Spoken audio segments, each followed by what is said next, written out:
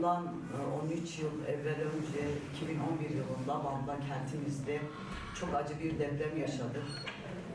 Bu depremde yüzlerce yurttaşımız maalesef ki yaşamını yitirdi. Geçmiş dönemlerde yaşanan depremler, deprem öncesi, deprem sırası ve deprem sonrasında yapılması gerekenler konusunda hem kamunun hem de devletin gerekli önlemleri almadığını göstermektedir. 13 yıl önce bugün Van'da 7.2 şiddetinde yaşanan deprem, ilimizin deprem gerçekliğini bir daha tüm boyutlarıyla açığa çıkarmıştır.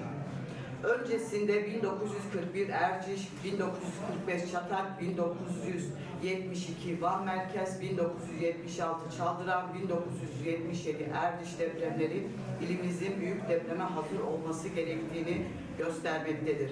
Bu depremlerde gerekli tedbirler alınmadığı için binlerce yurttaşımız yaşamını yitirmiş, çok daha fazlası engelli kalmıştır. En son Maraş-Hatay merkezli 6 Şubat depremleri ile on binlerce insan yaşamını yitirmesine rağmen deprem gerçeğinin gereği olan tedbirlerin alınmamasında ısrar edilmektedir. Aynı şekilde özellikle metropol kentlerdeki deprem riskinin yaşanan acı tecrübelere rağmen dikkate alınmadığı gereken politika değişikliklerinin yapılmadığı görülmektedir.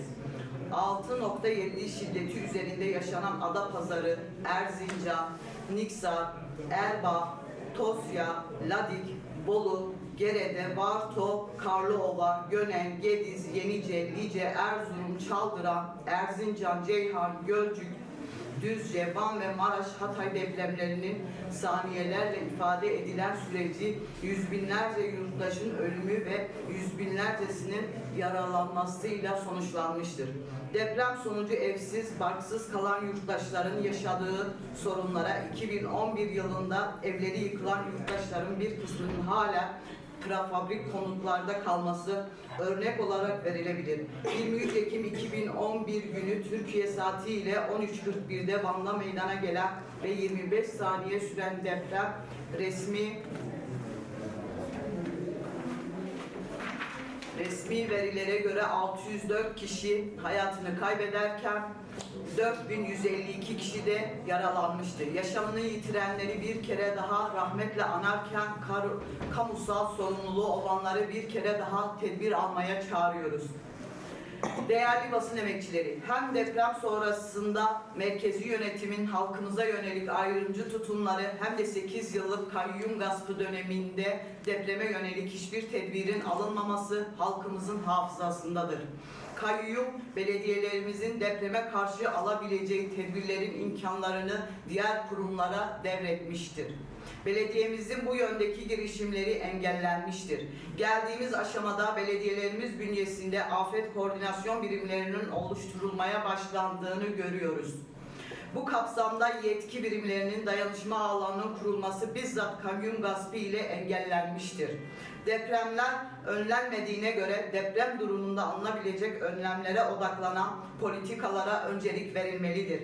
%98'i aktif ve farklı deprem kuşakları üzerinde yer alan bir deprem ülkesi olarak Türkiye'de birçok başlıkta deprem riskleri yüksektir. 30 büyük şehir dışında kalan köylerde zorunlu deprem sigortası bulunmamaktadır. Türkiye genelinde binaların tasarımı, malzeme seçimi ve kullanımı açısından birçok risk artarak devam etmektedir. İmar barışı adı altında deprem riskini arttıran bir uygulama olmuş ve imar planları kağıt üzerinde kalan metinlere dönüşmüştür. Son İstanbul ve Maraş depremlerinin yeniden hatırlattığı toplanma alanları, hasarlı binaların yıkılması sorunları sadece İstanbul'a özgü değildir. Deprem sonrasında nasıl bir dayanışma ağının örülmesi ve arama kurtarma faaliyetlerinin etkili yapılması gerektiği konusunda yeterli bir kurumsallaşma sağlanamamıştır. Depremlerde can kayıpları ve yaralanmaların önemli bir nedeninin yapı kalitesizliği ile ilgili olduğu bilinmektedir. kar ve rant hırsı ile hızlı bir şekilde betonlaşarak dönüşen kentlerde olası bir deprem öngörüsü dikkate alınmamıştır. Büyük toplu konut projelerinde ve kentsel dönüşümlerde deprem riski hala yeterince göz önünde bulundurulmamaktadır. Depremlerde yaşanılan can kayıplarının ve yaralanmaların önemli bir nedeni ilk 72 saat içerisinde müdahalenin yetersizliğine bağlı risklerin yüksek olmasıdır. Özellikle nüfus yoğunluğunun yüksek olduğu merkezlerde acil müdahale ekiplerinin hazırlıklı oluşu ve gerekli eğitimlerden geçirmiş olması can kayıpları ve sakatlanmaları daha az olmasına imkan sağlamaktadır.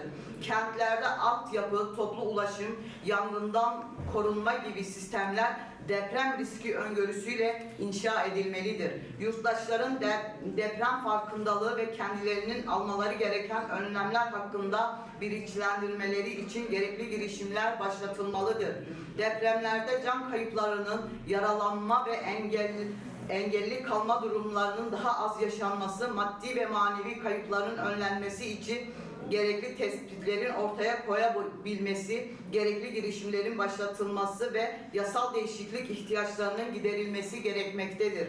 Deprem için toplanan vergilerin başka alanlarda kullanılmaması, özellikle yoksul kesimlerde depreme karşı korunması amacıyla bu yönlü bir fon kapsamında değerlendirilmesi gerekmektedir. Yapılaşmada rantı, ticareti ve belli bir kesim sermayeyi değil, yaşamı önceleyen bir politika inşa edilmelidir.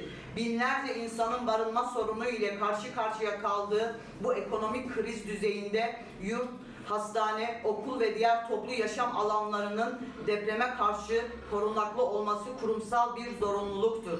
Kamu binalarının depremde ilk yıkılan binalar arasında olması bu konudaki yolsuzluk ve denetimsizliği göstermektedir. İnşaat ve yapı işlerinde bilimsel ve mesleki gereklilikler mutlaka dikkate alınmalı, ranta değil, yaşam korunmalıdır.